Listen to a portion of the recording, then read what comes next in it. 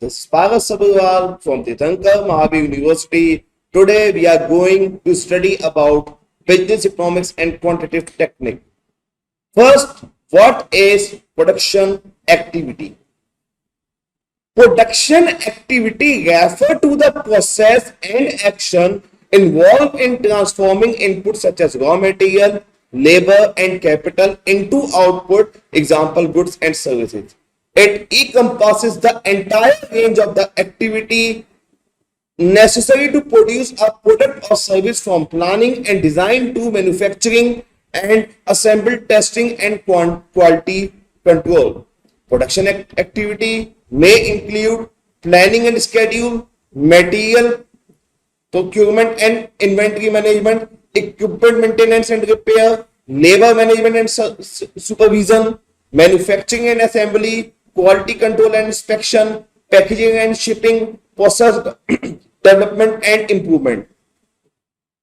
The goal of production activity is to create goods and services that meet customer requirement and specification while also ensuring efficiency, productivity, and profitability.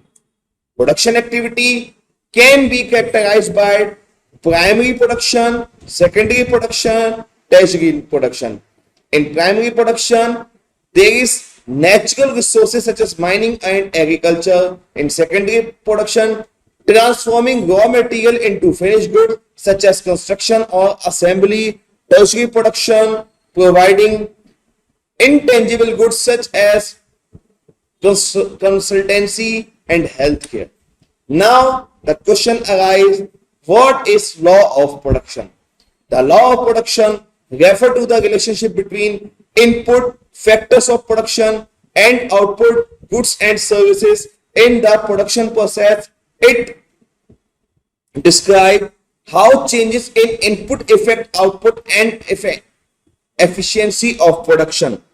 There are several laws of production, including law of diminishing marginal return, as the quantity of variable input, example labor, increases while holding other input constant, and marginal output, that input will inactually decrease. Law of diminishing average return, as the quantity of variable input increase, the average output per unit of that input will eventually decrease. Law of increasing return, as the quantity of a variable input increase, the output will increase at increasing rate. Law of constant return, as the quantity of variable input increase, the output will increase at a constant rate. Law of variable proportion, as the proportion of input increase, the output will change but at decreasing rate. Law of return to scale, as the scale of production increase, the output will increase but at a decreasing rate. These laws help producer and manager to understand the relationship between input and output, make informed decision about resource allocation, and optimize production efficiency. Next is, what is law of variable proportion? Law of variable proportion states that the quantity of a single input increase while holding other input constant to total product, increasing initially at increasing rate, increase next at a decreasing rate, finally decrease due to negative rate. This law is also known as the law of diminishing return and relevant in the short run when there is at least one fixed factor of production. Now there are some assumptions.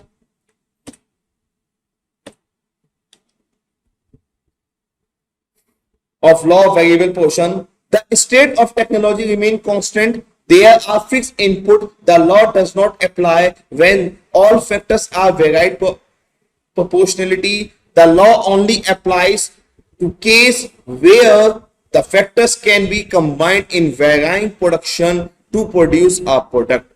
The various factors can be combined in varying proportion to scale a product. The input of different productive service and held constant, the marginal and average product will diminish equivalently. Next is law of return to scale. The law of return to scale is an economic concept that refers to how the output of a production chain when the input such as labor and capital are increased in the same proportion. There are three types of return scale: constant return scale, increasing return scale, decreasing return scale.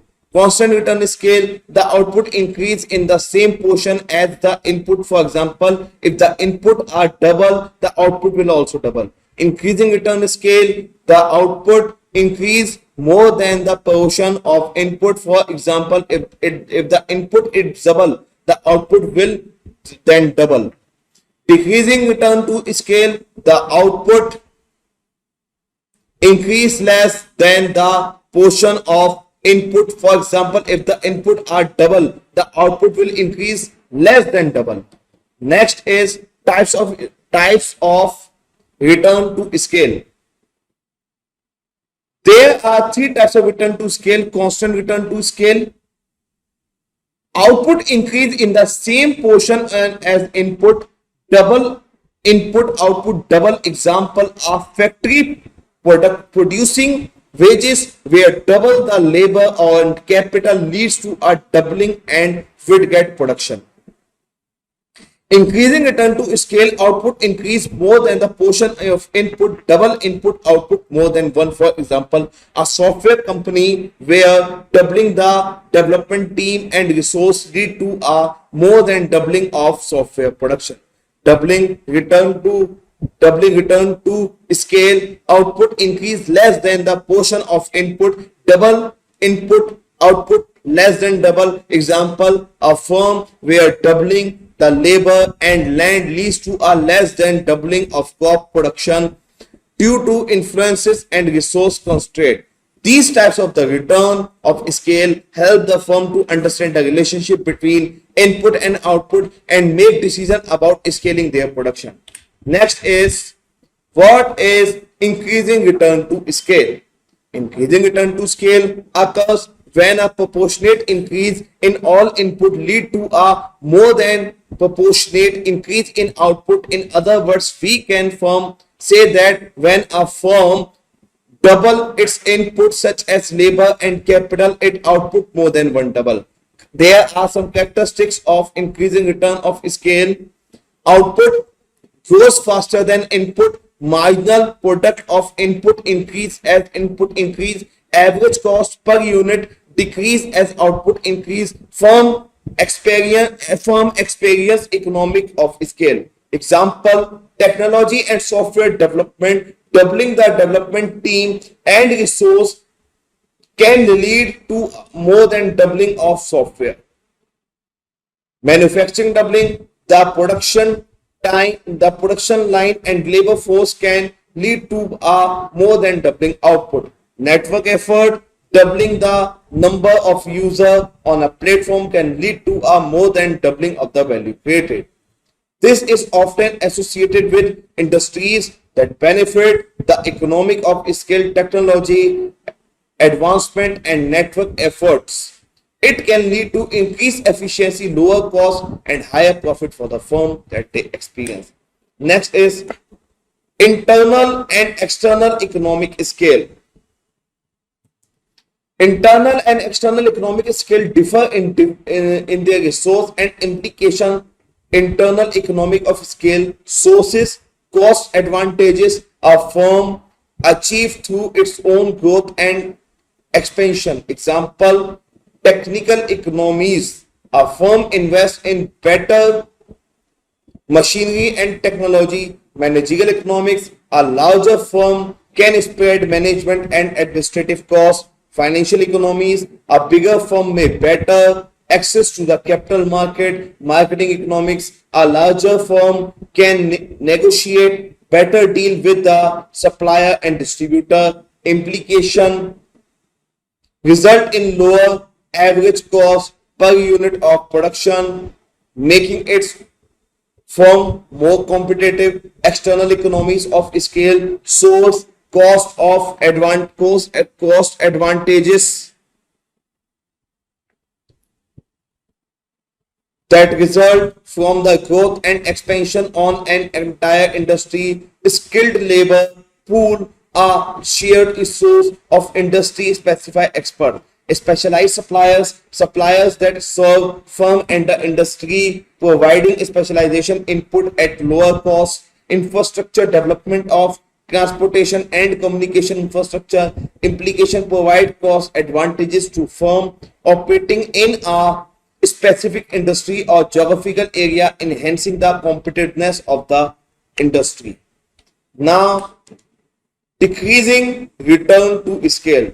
Decreasing return to scale occur when proportionate increase in all input leads to a less than proportionate increase in output. In other words, when a firm double the input such as labor and capital, it's less than the double. Characteristic of DRS means decreasing return scale. Output grows slower than input. Marginal product of input decrease as input scale. Average cost per unit increase as output increase. Firm experience disconomities of the scale. Example of decreasing return to scale: agriculture production. Doubling the land and labor may lead to less than doubling the crop yield due to soil exhaustion and management inefficiency. Service industry: doubling the number of employees may lead to less than doubling the output due to communication and coordination. Manufacturing: doubling the production line and labor force may lead to a less than doubling of output due to equipment and process limitation. It can occur due to various reasons such as technological limitations, managerial influences, resource constraint, coordinating challenges, diminishing marginal return of input. It can lead to increased costs and reduced competitiveness of firm that experience it. Next is constant return to scale. Constant return to scale occur when proportionate increase in all input lead to proportionate increase in output. In other words, when a firm double its input such as labor and capital, its output also double. Characteristics: output grow at the same rate as input. Marginal product of input remain constant at input increase. Average cost per unit remain constant with output increase. Firm do not experience economies or diseconomies of scale. Example: a bakery that double its labor and capital can produce twice as many loaves of bread. A software company that double its development team can produce twice as much software. A manufacturing firm that double its production line and labor force can double twice as many units. It is often considered the ideal scenario, and it means that the firm can scale up the production without experiencing any efficiency gain or losses. However, it's worth noting that it is more of a theoretical concept, and in reality, firm often experience increasing or decreasing return to scale due to various factors such as technology advancement, managerial efficiency, and resource constraint. Next is isoquant. What is isoquant? An isoquant is a graphical representation of all possible combination of inputs such as labor and capital that produce a given level of output. It is a counter line that shows the various input combination that yield the same quantity of output. Isoquant are typically downward sloping, indicating that as the quantity of input increase, the quantity of the other input can be decreased while maintaining the same level of output. The shape of the isoquant reflects the technology and production possibility of the firm. The various points on the isoquant represent different input combinations that achieve the same output, allowing the firm to choose the most efficient or cost efficient combination. Isoquant are used in microeconomics theory to analyze the production and cost, minimize, and to understand the behavior of firm in different market structure. Here are some key features of isoquant. It is always downward sloping, it is always convex to the origin, it is different from the combination, and it is output constant, and it always used to cost minimize. Now the question arises, why it is downward sloping? Isoquant slope is downward sloping, indicating that as one input increase, the other input can be decreased while maintaining the same output. Now, why it is convex to the origin? Isoquant is typically convex to the origin, indicating that the marginal rate of tactical substitution between input decrease as the quantity of one input increase. Different input combination, each point of the isoquant represent a different input combination that produces the same output. Output constant, the output level is constant along a isoquant while the input combinations vary. Used for cost minimization, from use to isoquant to identify the input combination that minimize cost while achieving the given output level. Now there are some properties of isoquant. The properties of isoquant are as follows.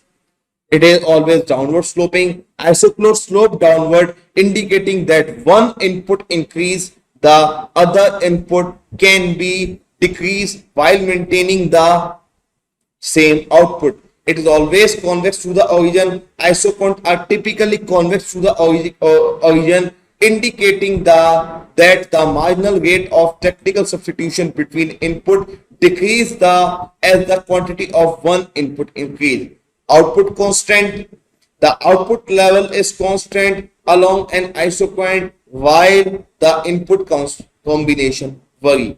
Non-interaction, intersection, isoquant do not intersect, meaning that a firm cannot produce the same output with different input. Isonode automatically approach the axis, indicate that as the quantity of one input increase, identify the marginal product of that input approach zero. Continuous, it is continuous curve, indicating that small changes in input quantities lead to the small changes in output.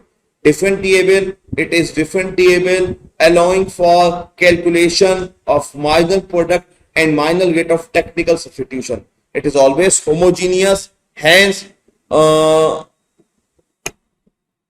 isoquant are homogeneous of degree zero, meaning that the proportional increase in all input lead to the proportional increase in output. These properties of isoquants are essential for understanding the behavior of the firm in different market structure and analyze production and cost minimize decision.